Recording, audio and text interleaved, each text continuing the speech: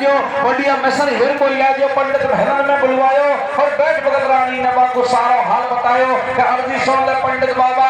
अरे रानी ईसा लगी समझावा तो पीछे सोच पड़ेगी पास छोरा की मैया हमारी चौड़े में डूब जाएगी नैया हम सब हो जाए काग उड़ानी और बाको बढ़ जाए लाड बड़े भैरन की पटरानी ले ले नौलक हार यत्र कोई ऐसा करवा दे हर साधन को भेकार सोच मंजा को मरवा दे।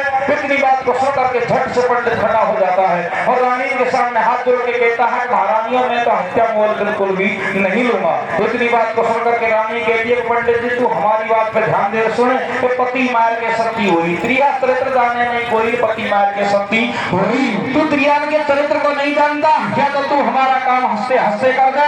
अगर हमारा कार्य नहीं करेगा तो हमें सजा चाहिए जो कल दिन छुड़ने से पहले पहले तेरे ही मस्तक को कटवा दूंगी। इतनी बात को सुन करके पंडित घबरा जाता है मन में विचार करता है कि 9 लाख रुपए का हार लेना ही ठीक है जिससे तो परिवार तो सुख पाएगा और परमात्मा दंड देगा तो देखा जाएगा।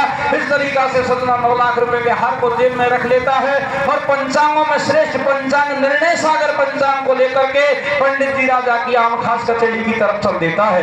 इधर को राजा को सूचना लगती है कि मेरे दरबार पे लाखा पंडित आया हुआ है। वो तुरंत सिंहासन को छोड़ करके खड़ा होता है पंडित को प्रणाम करता है क्योंकि सदियों पहले पंडितों की पूजा ज्यादा थी क्योंकि पढ़ाई का कार्य सिर्फ पंडित ही करते थे लेकिन आज हर कास्ट पढ़ाई का ज्ञान है पढ़ाई करती है इस कारण से पंडितों की पूजा धीरे धीरे कम हो रही है। तो देखो राजा से जाकर के पंडित किस तरीका से अपनी माया रचाता है सदनों कैसे रचाता है मेरे भैया आर्य कमास चलो सरवट ध्यायो आर्य कमास चलो सरवट ध्यायो सीधो राज कचेरी में आयो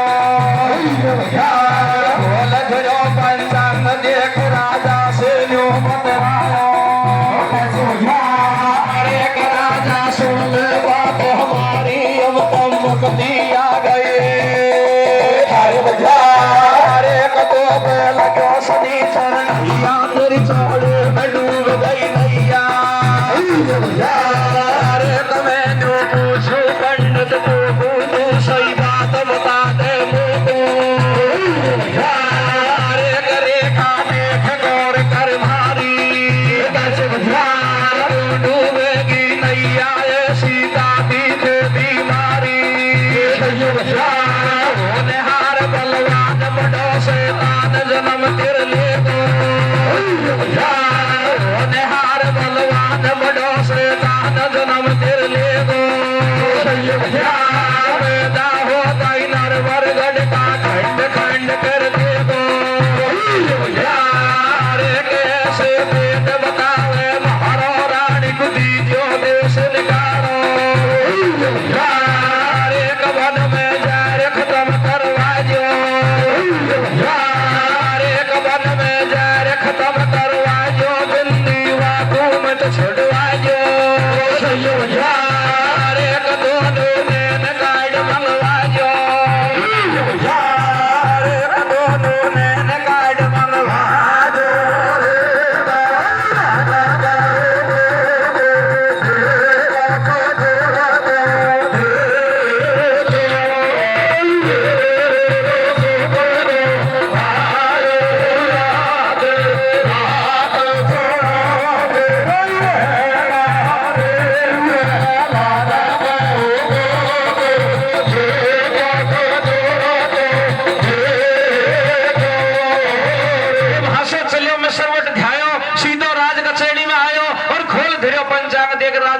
बतलायो राजा सुन ले बात हमारी। अरे अब कम वक्ति आ गई थारी तो पे लगे शनीश्वर ढैया तेरे चौड़े में डूब जाए मैया।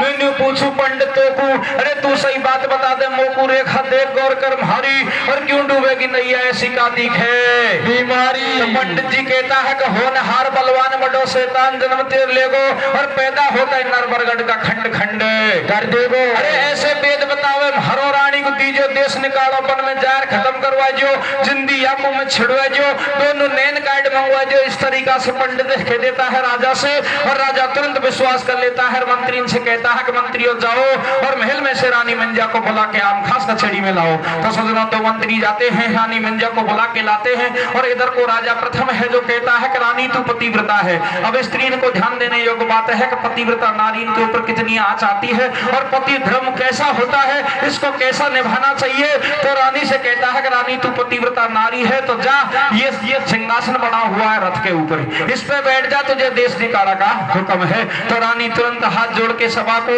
और रथ पे बैठ जाती है। जल्लाद ने रथ तैयार कर रखा था, रथ पे बैठ जाती है और कहती है कि प्राणनाथ मैं पतिव्रता नारी हूँ, तू मुझे मरवाना चाहता है, मरवाने का मेरे 1% दुख नहीं है, मैं तेरी आज्ञा का पालन करूंगी। लेकिन जाते जाते वो भरी सभा के बीच में किस तरीका का शब्द कहती है सजनो, कैसे कहती है मेरे भैया?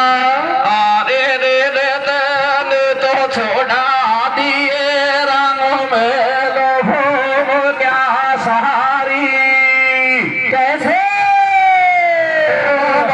बाण का वो दिल बाबा गाओ बेरले गाड़ो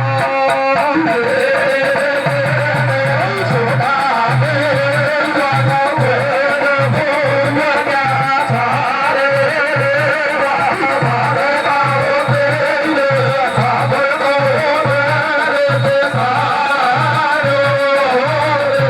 छुड़ा दिए रंग महल भूम क्या सारी बामण करते हैं कब को पैर निकालो। राजा कहता है कि फालतू बकवास करना बंद कर दे, पतिव्रता नारी है तो आज्ञा का पालन कर दे। तो रानी झट से रथ पे बैठ जाती है, रथ वालों से कहती है कि भैया रथ को यहाँ से निकालो क्योंकि ये बस्ती का हमारा अंजल पानी छूट चुका है। तो देखो सजनों यहाँ से आगे ये प्रसंग अलग साख में जाएगा, मुझे विश्वास है कि 10% व्यक्तियों ने सुना होगा क्योंकि ये नल प्राण का लेख है, लेकिन जो साधारण नल प्राण जो हमारे समाज में चल रहा है उसका लेख नहीं है, इस जगह से एक अलग प्रमाण का लेख है। किस तरीका से लेख है सजनों कि रानी मंजा नगरी से बाहर जाते ही रथ को रुकवाती है, जल्लादों से हाथ जोड़ के कहती है कि जल्लादों 5 मिनट के लिए रथ को यहीं रोक दो क्योंकि मैं अर्धांगिनी राजा की हूँ नहीं, रानी हूँ नहीं, आज्ञा दे नहीं सकती, लेकिन दया आ जाए तो 5 मिनट रथ को रोक दो। तो जल्लाद रथ को रोक देते हैं, रानी मंजा रथ के नीचे उतर जाती है और नीचे उतर के कौन सा कार्य करती है वो स्त्री के ऊपर बात है कि पतिव्रता नारी का दूसरा कर्तव्य तो ये होता है, पहला कर्तव्य तो ये होता है कि पति की आज्ञा का पालन करें, फिर दूसरा कर्तव्य ये भी होता है कि जब स्त्री गर्भवती होती है पतिव्रता तो उसके मन में हमेशा ये रहता है कि मेरे प्राण चले जाए लेकिन मेरे बच्चे को कुछ नहीं होना चाहिए। तो अब रानी मन में विचार करती है कि ये जल्लाद मुझे खत्म करेंगे तो मेरा बच्चा भी नष्ट हो जाएगा, फिर मेरा पतिव्रत धर्म है जो डग जाएगा, अब क्या करूं। तो वो ऐसा उपाय देखती है कि मेरा बच्चा सुरक्षित पैदा हो, उसके बाद में मैं स्वयं आत्महत्या करके खत्म हो जाऊं। तो वो एक पत्रिका लिखती है और पत्रिका लिख करके हंस के गले में बांधती है। पत्रिका अपने भाई सूरजभान के लिए लिखती है कि भैया तू जल्दी से आजा, तेरी बहन पतिव्रता है, गर्भवती है, उसके बच्चे को बचा ले, उसके बाद में नरबरगढ़ में नहीं आऊंगी, मैं खुद आत्महत्या करके मर जाऊंगी। तो देखो किस तरीका से पत्रिका लिखती है सजना, कैसे लिखती है मेरे भैया? वो कागज लेके राही में जाना रे सिर मारा, कैसे वो कागज लेके राही में जाना रे सिर मारा, हरिया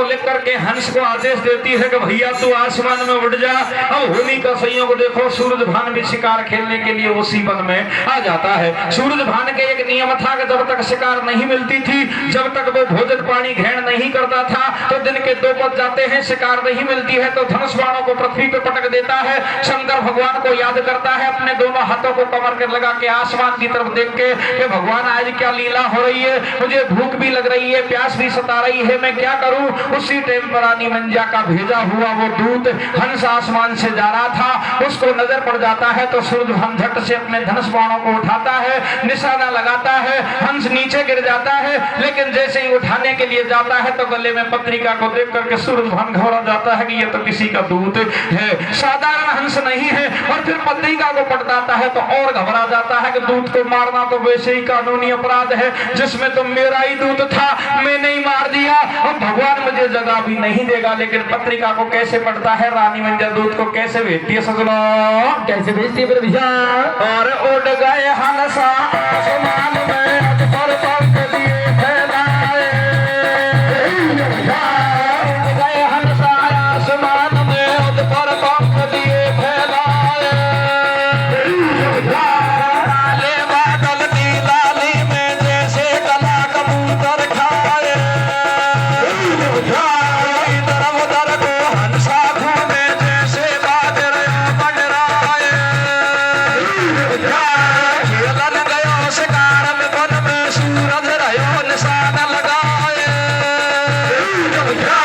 लग गो तीर वीर हंसा के धर्म कस खाए, कागज देखो जब सूरज में एकदम गयो सना का खाए, घड़ियन बीती ना पल गुजरी रानी विंध्या ढमका क्यों जाए, नल क्यों भेना अपनी से भेना जैसा सी बतलाए, कौन कथा तुझ पे बने आई जैसे भूत रहो मरवाए, बड़ी न बोली चूक मीर कोई उठ गयो भगवान, के बिन मेरे पीर मुझे नहीं सतमंदी की, अरे मुझे नहीं सतमंदी की, जागे हमारे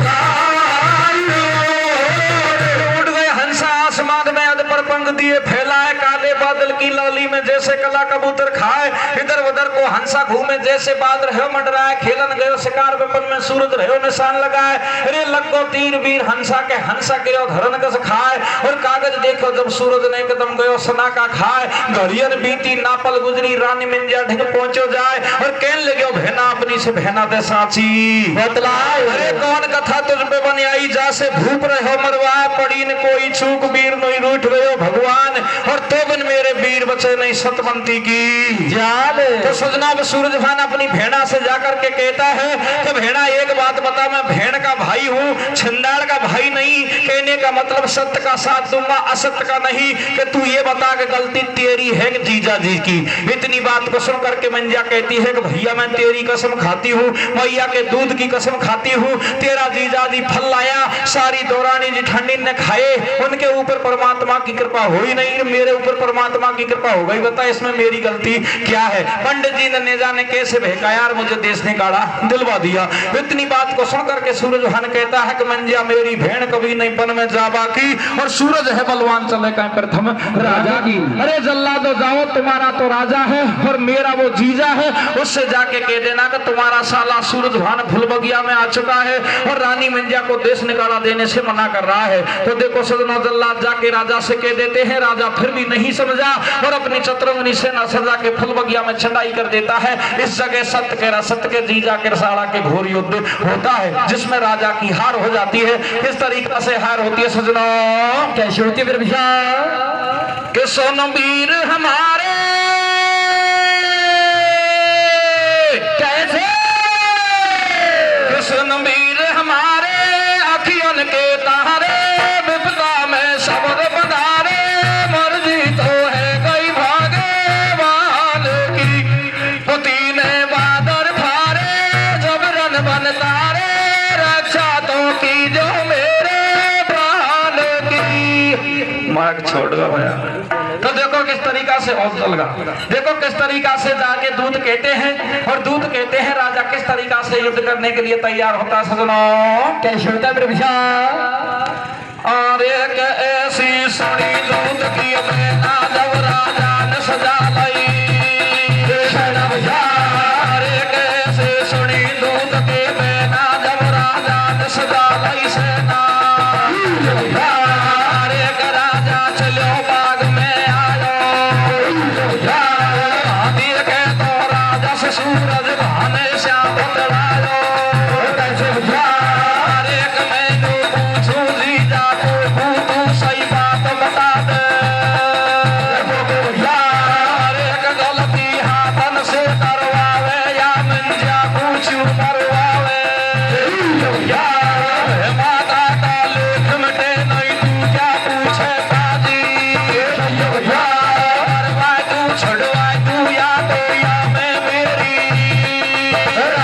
और एक ऐसे सुन जी जाके बेन पड़े नहीं सूरज भान को। अरे बोल दियो हमला राजा प्रथम से सूरज काटे गाड़ी। एक खट खट देख बाग में बाजे जब राजा की सेना। एक फिर तो सारा ही खेल बनड़ गो। राजा जो ने हाथ मान मारी बात खड़ो खेलन में। लड़का में कोई तेल चलाया बाकी न खेलन में। अरे चलाया बाकी न लाना में।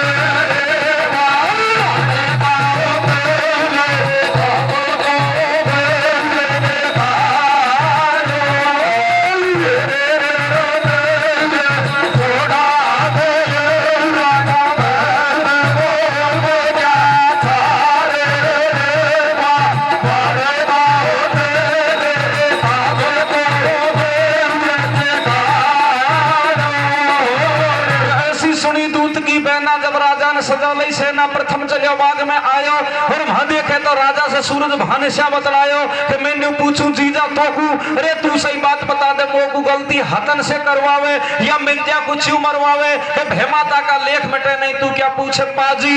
और मरवाए दू छुड़वाए दू या कोई या में मेरी राजी। ऐसे सुन जी जाके बेन पड़े नहीं सूरज भान को चैन बोल दियो हमला। और महाराजा प्रथम से सूरज काटे गाड़ी गल्ला। तो सूरज ऐसी लड़ाई करता है राजा की सेना कुछ मर जाती है कुछ मूर्छित हो जाती है कुछ भज जाती है। राजा रानी और सूरज तीन प्राणी शेष रह जाते हैं जो कोई राजा को नहीं दिखता है। तो राजा धनुष बाणों को पटक के और अपने साले सूरज भान के पैर पकड़ता है। सूरज भान के पैर पकड़ता है तो सूरज भान को दया आ जाती है और अपने जीजा से हाथ जोड़ के माफी मांगता है कि जीजा तू पैर पकड़ता हुआ अच्छा नहीं लगता है क्योंकि बेटी का बाप सदा हार में रहता है। बेटी का बाप तो मैं हूँ तू तो बेटे वाला है तेरी तो विजयी विजय है। अगर तू मानना चाहता है हार तो तेरे अभिमान की मान सकता है।